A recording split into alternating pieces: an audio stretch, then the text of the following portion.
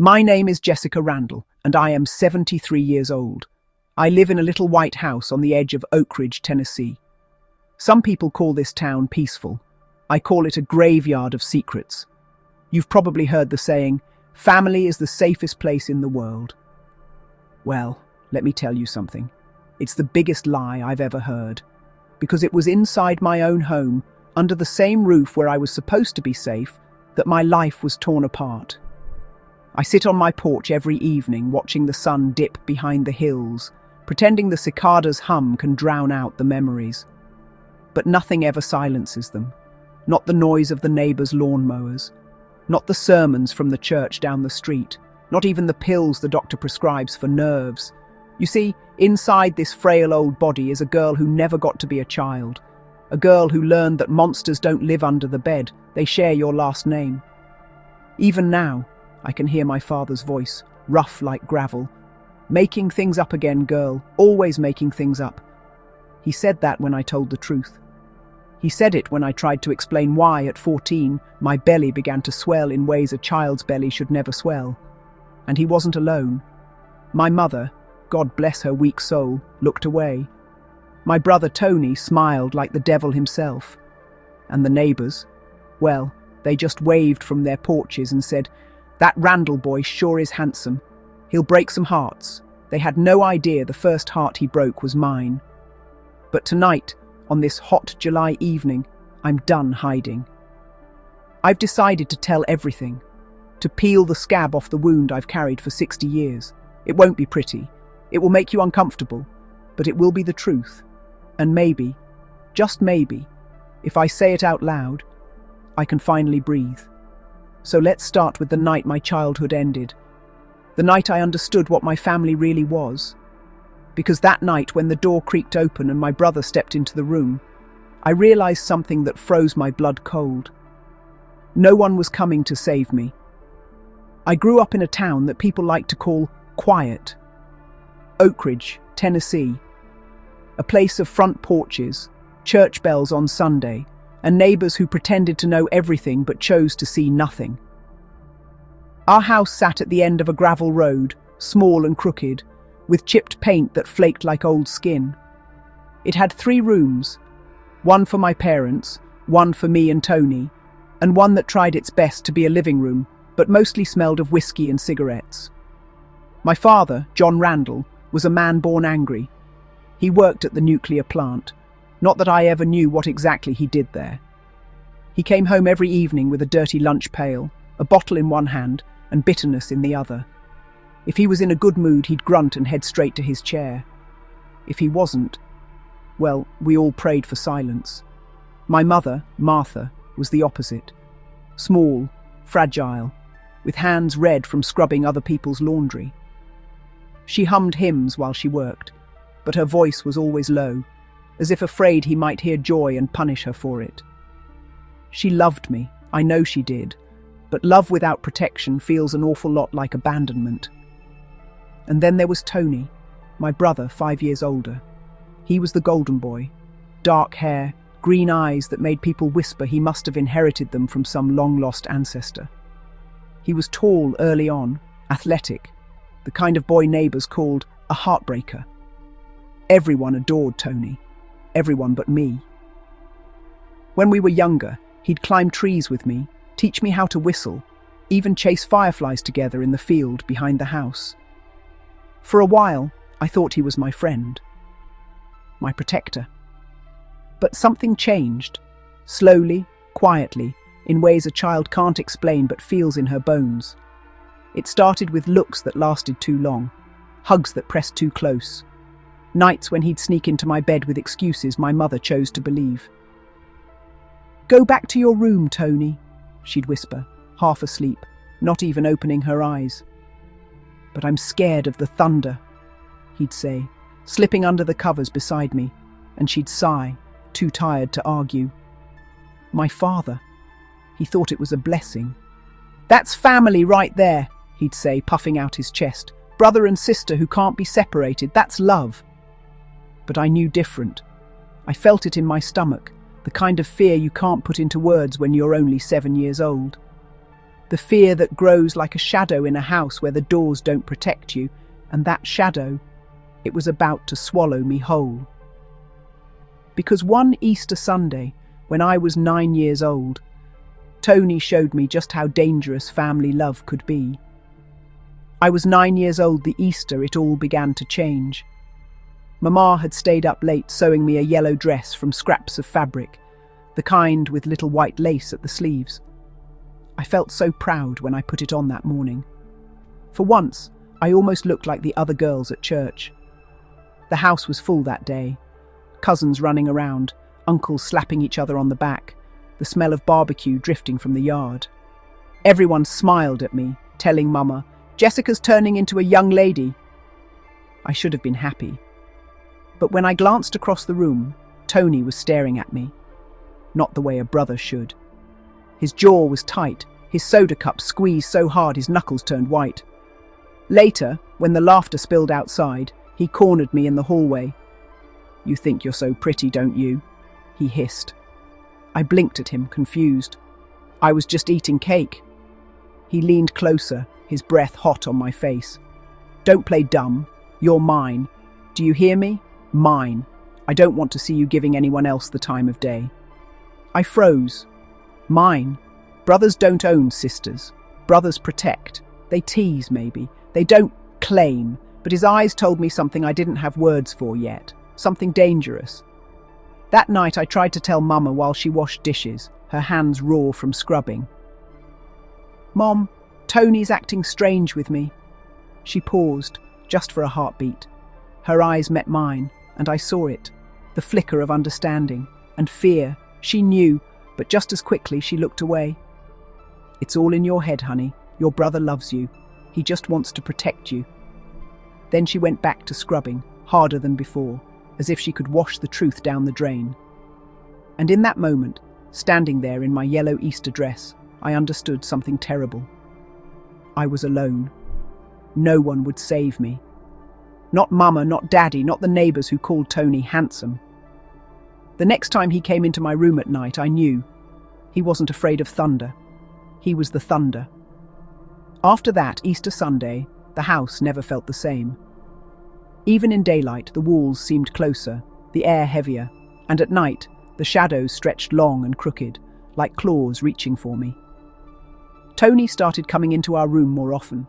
At first, he'd just sit on the edge of my bed, running his fingers through my hair while whispering things I didn't understand. I would squeeze my eyes shut and pretend to sleep.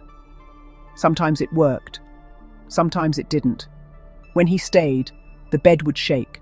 My heart would beat so hard it drowned out every sound. I'd count the cracks in the ceiling over and over like a prayer, like if I counted enough times, he'd disappear. I stopped bathing like a normal child. I'd wear my clothes into the bathroom, locking the door, taking them off only once I was under the water. Even then, he found ways. He'd break the latch and walk in. "I forgot my towel. You don't have to be shy. I'm your brother." Mama would complain about the broken lock, but Daddy blamed me. Always careless. You break things, you fix them. At night, the house would go quiet except for the creak of footsteps outside my door. Sometimes I'd press a pillow over my ears, but it didn't block the sound. I learned to leave the window cracked so I could hear the crickets, anything to make me feel less alone. At school, my teachers started asking if I was sick. I was pale. I had dark circles under my eyes. I stopped talking to other kids. I became invisible. That's when I discovered something strange. My mind could leave my body. While Tony whispered ugly words in my ear, I'd picture myself flying, up over the roof, over the pine trees, over the whole town. A bird, free, untouchable. It's amazing what a child will do to survive. One night, when the wind was howling and the rain pounded the tin roof, Tony pressed his lips to my ear. "You're so beautiful. The most beautiful in the family." And in that moment, something inside me cracked, like a mirror splintering. I knew he was never going to stop, and I knew nobody was going to help me. I had to learn how to survive on my own, even if that meant dying a little inside every night. But the day that truly broke me was still ahead, my 11th birthday. I turned 11 on a rainy Tuesday. Mama baked a small cornbread cake with strawberry jam spread on top. There were no balloons, no friends, just the four of us crowded around the kitchen table. Daddy handed me an old doll he'd found somewhere, its hair missing in patches. You're getting too old for this nonsense. But here you go. Tony smiled his charming smile and pulled out a little plastic necklace from his pocket, the kind they sold at the dime store. For my beautiful little sister. His hug lasted too long. His hand slid down my back where it shouldn't have. I looked at Mama. She looked at the floor. That night, after the cake was eaten and the dishes washed, the house went dark. Rain tapped against the window. I pulled the blanket over my head and tried to make myself invisible. But I heard the door creak open. Slow, careful. You're a young lady now. Time to learn some things. I shook so hard the bed rattled. Be quiet. If you scream, I'll tell Dad you've been sneaking around with boys from the grocery store. You know what he'll do to you. I did know. I'd seen Daddy beat Mama for less, so I stayed quiet. I bit the pillow and prayed to disappear while my brother took from me what I didn't even have words for yet. It hurt. It hurt so much I thought I would die. But worse than the pain was the knowledge that this was my life now. When it was over, I lay there, staring at the ceiling. The cracks no longer looked like safe paths for my mind to escape through. They looked like bars. What's wrong, Jessica? Why are you limping? I lied. I fell. She didn't ask again. But later, when Tony was outside, she came to me with a bottle of antiseptic.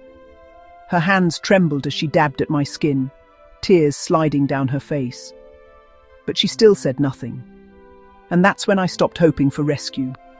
Because if a mother sees her child bleeding and still can't speak, who else will? But the worst was yet to come. Tony's visits became routine. Nights, mornings, even afternoons when Daddy was at work. My body became his territory. Until one day, on a sweltering December afternoon, I decided I couldn't take it anymore. That was the day I fought back. It was a December afternoon, the kind where the air is so heavy it feels like you're breathing soup. Daddy was at work. Mama was down by the river, scrubbing clothes for a neighbour. The house was quiet, but not safe. It never was. I was sitting at the edge of my bed, trying to read a torn magazine, when I heard his footsteps in the hallway. Slow, confident, like always. Come here, Jessica. Let's take advantage of being alone. Something snapped inside me. Maybe it was the heat. Maybe it was the years of silence. Maybe it was just that I had nothing left to lose. No, leave me alone. He laughed. That cold laugh that still makes my stomach turn even now. You think you're tough now? You think you can tell me no? He grabbed me by the hair and dragged me toward his bed. But this time, I fought. For the first time in all those years, I fought. I scratched, I bit, I kicked, I screamed into his shoulder. I'll have to teach you a lesson. The lesson hurt more than all the other times combined. When it was over, blood pooled on the sheets. I couldn't even lift my head. Clean that up before Mom gets home. But I didn't clean it. I couldn't move. I just lay there in that red puddle, staring at the ceiling, wishing I could disappear. That's how Mama found me. Her scream still echoes in my ears, even now at 73. A scream of horror, of pain, of guilt. She knew. Of course she knew. But until that moment, she had never seen the proof. My God, my child, my God, forgive your mother, forgive me. That day, something in her cracked, or maybe it healed. I don't know. But she picked me up, washed me carefully, and then started throwing clothes into a bag. We're leaving. We have to leave now. Where, Mama? Where will we go? I don't know, but we're not staying here. For the first time in years, I felt a spark of hope, a door opening. Maybe, just maybe, we could escape. We made it as far as the front door, bags in hand, when we heard it.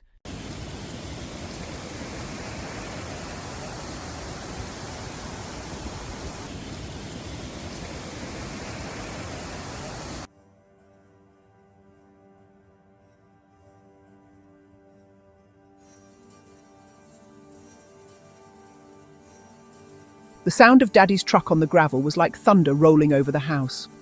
Mama froze, her hand clutching the doorknob, her other arm wrapped around me. The bag of clothes slipped to the floor with a soft thud. Tony was still in the house. Somewhere. I could feel him, like a shadow pressed against the walls. Why the hell is the front door open? Don't say a word.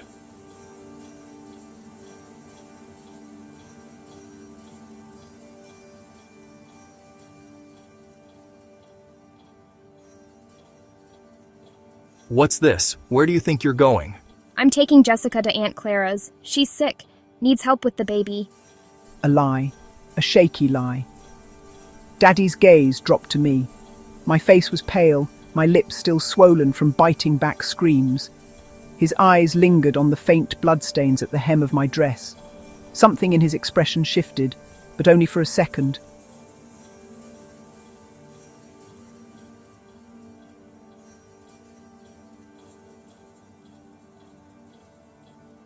You're not taking my daughter anywhere.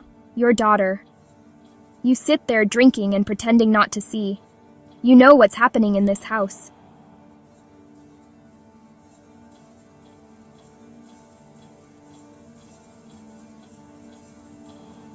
My heart pounded so loud I thought I'd faint.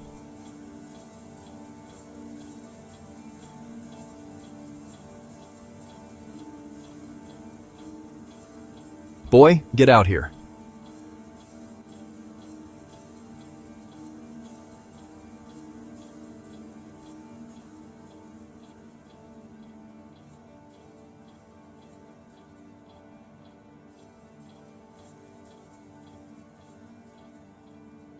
I thought he was going to whip him. I wanted him to. I wanted justice.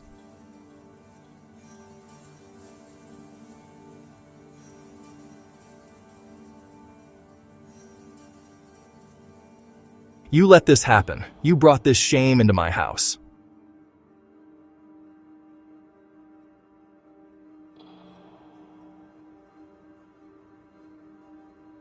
Stop! It's not her, it's Tony!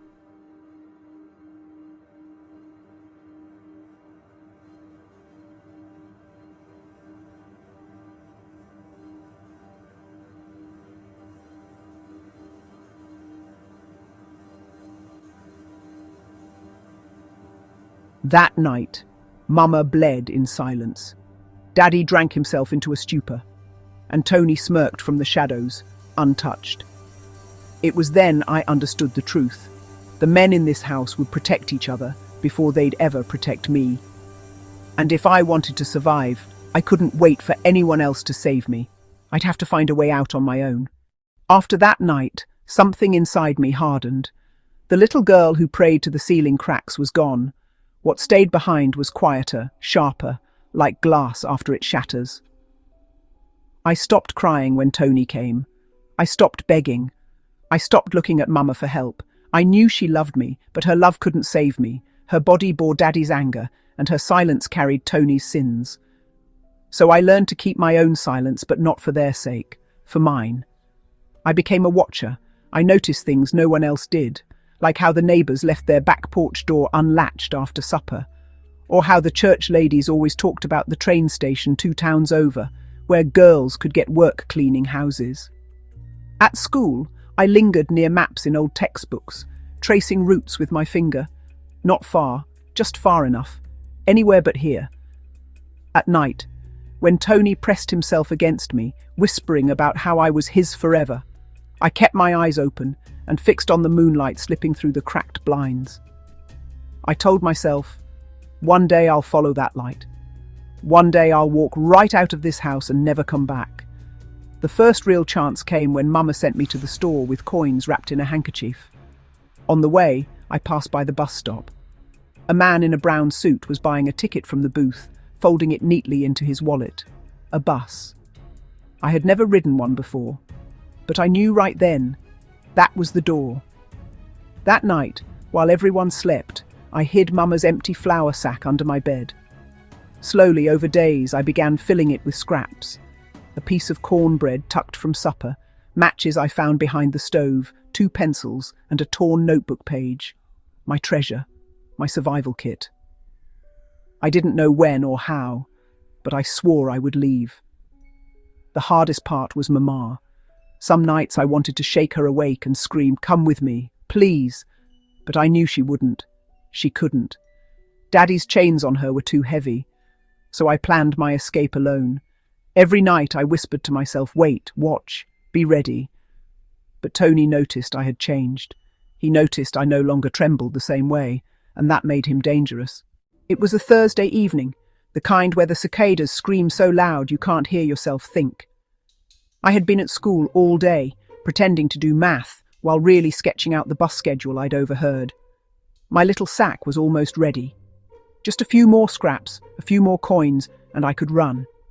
When I walked home, the air felt wrong, heavy.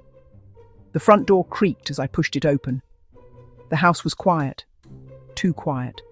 No radio, no mama humming in the kitchen. Just silence.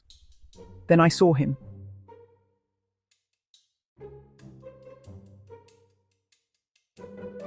My heart dropped to my stomach. He tilted his head, smiling that slow, poisonous smile. You been planning something, little sister?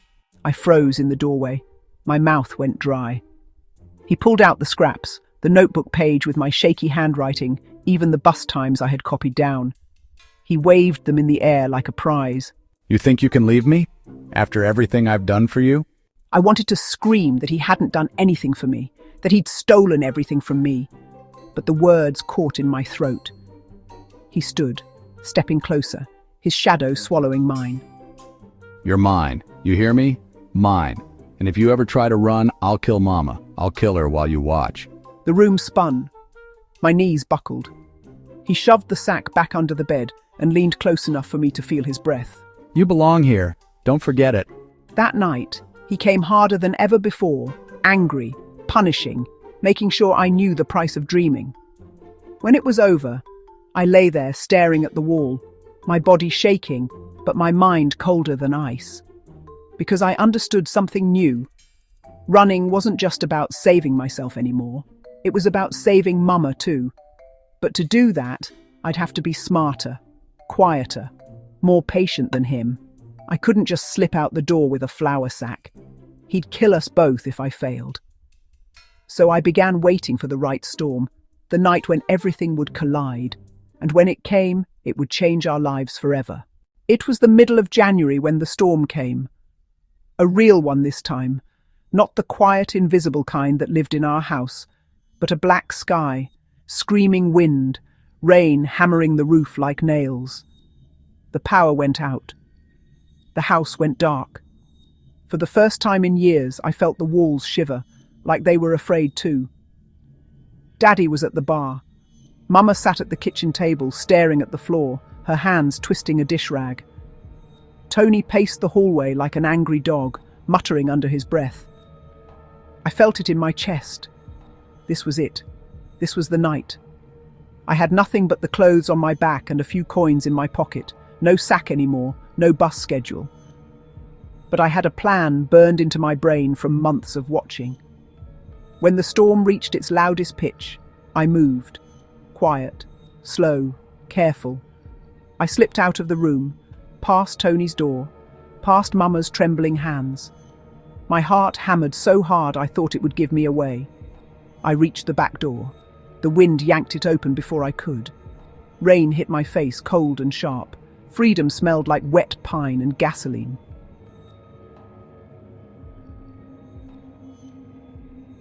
I ran.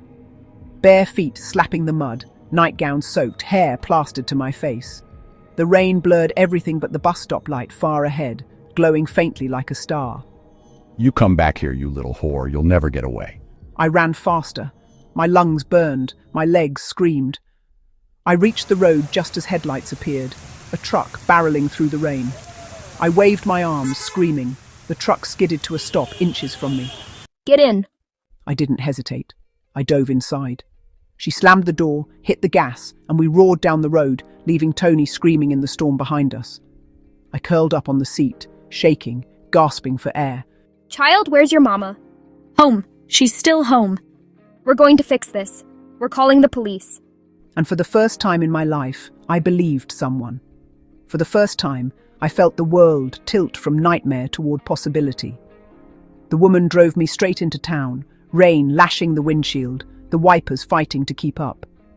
By the time we reached the sheriff's office, blue and red lights were already cutting through the storm. She must have called ahead. Inside, it smelled like coffee and damp uniforms. A deputy rushed forward, draping a blanket around my shoulders.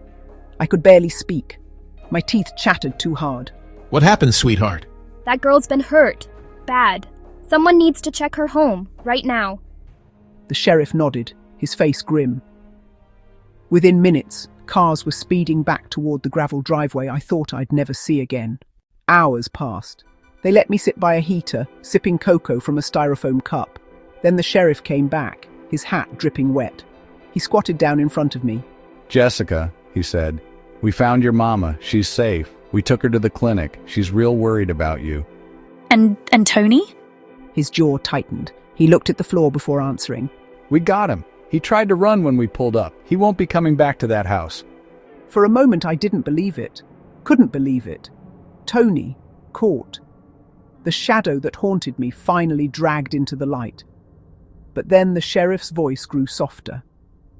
Your daddy, he's angry. He's saying none of this is true, that your mama and you made it up to shame him. My stomach twisted. Even now, after everything, Daddy was protecting Tony, protecting the family name over his daughter's life. You don't need to worry about him tonight. You're safe here. Safe. The word felt foreign, like it belonged in another language.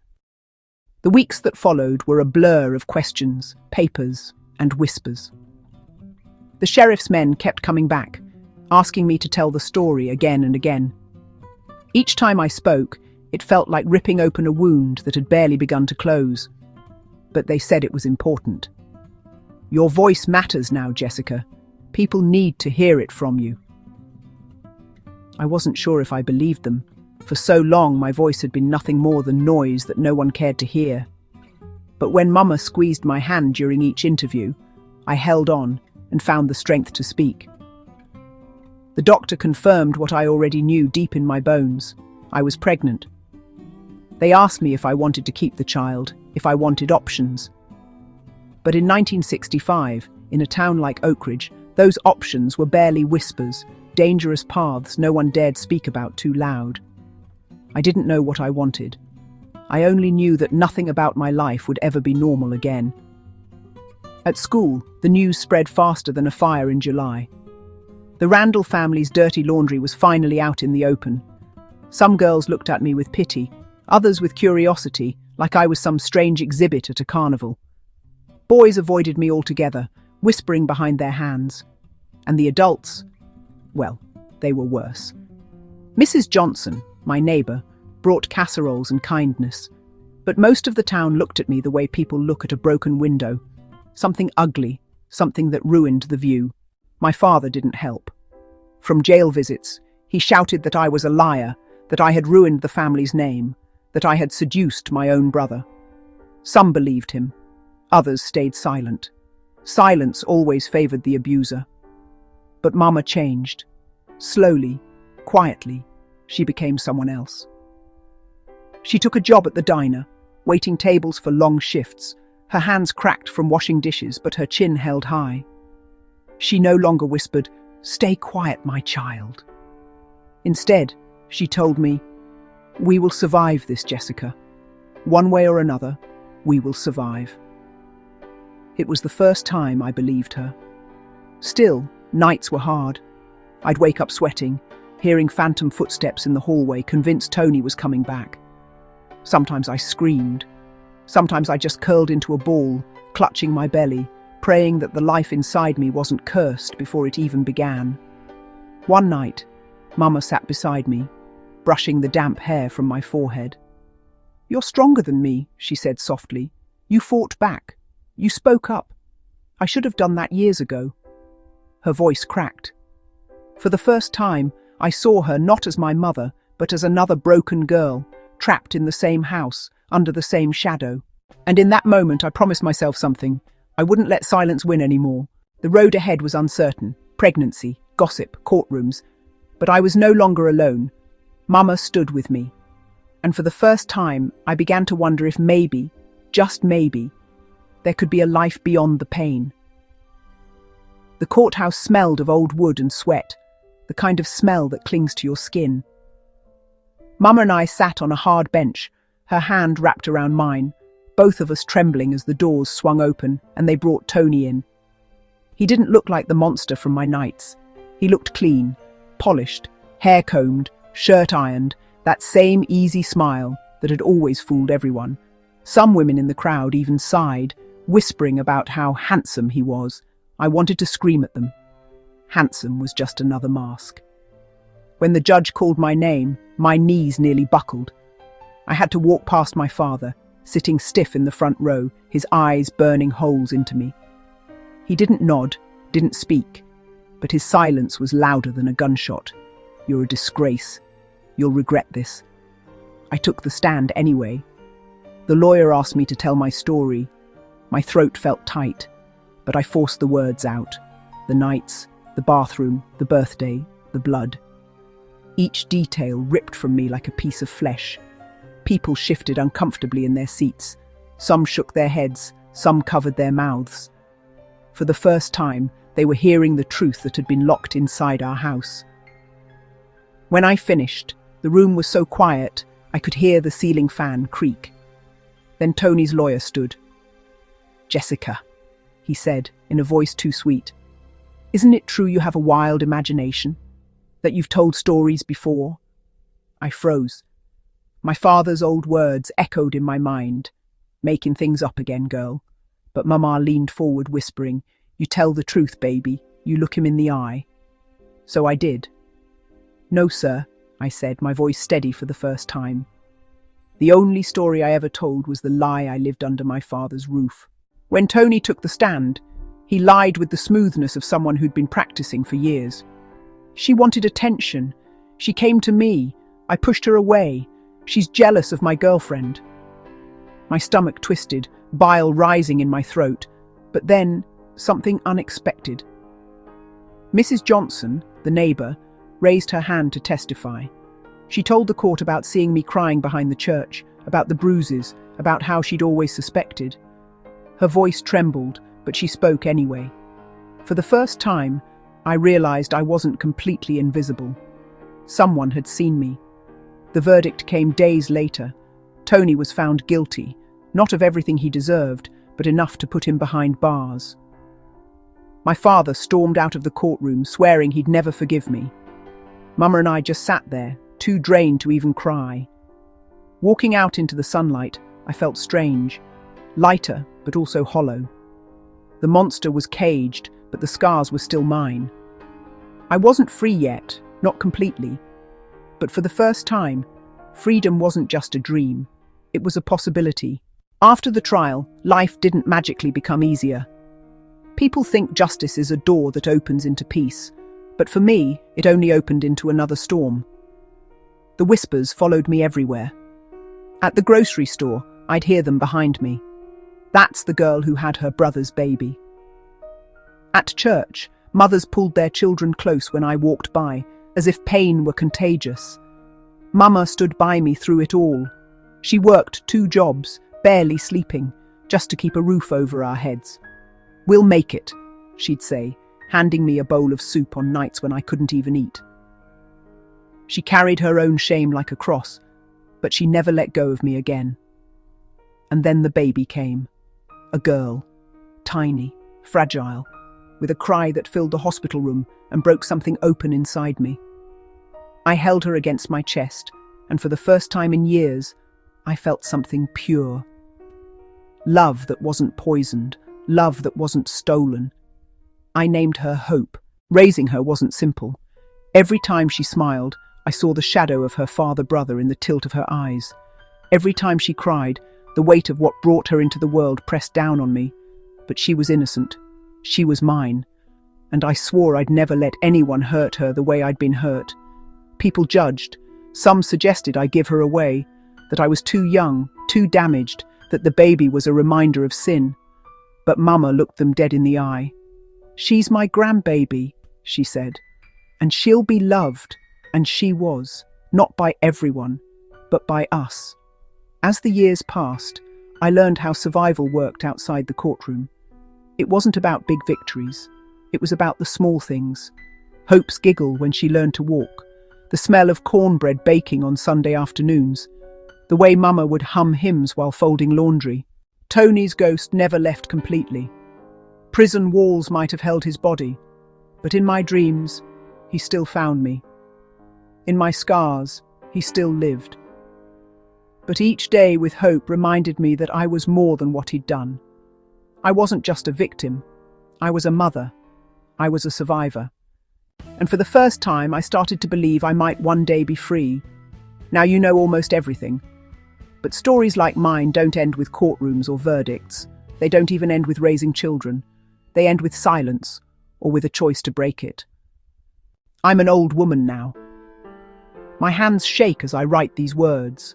My bones ache with years of carrying what was never mine to carry. Hope is grown. She has children of her own, and they call me Grandma with voices so sweet it makes me want to cry. They don't know the full truth. Not yet. Sometimes when I watch them play, I wonder if I did the right thing by keeping the last piece of my story buried. You see, Mama wasn't the only one who saw. The night before the trial, Daddy came to me in the dark. His face was twisted with rage. He hissed, "You think you can ruin my son? You think you can ruin this family?"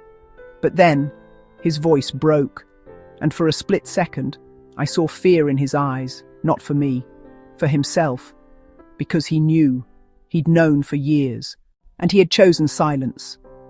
That silence almost killed me, but it also taught me something. Secrets grow in the dark, but truth breathes in the light. So here I am, telling it all, not for revenge, not even for closure, but for the little girls who are still sitting in locked bathrooms, counting cracks in the tiles, praying someone will notice them. I can't go back. I can't rewrite my childhood, but I can leave this behind. A testimony, a warning, a map out of the shadows. Because freedom isn't forgetting. Freedom is speaking, and these words, this story, is me finally free.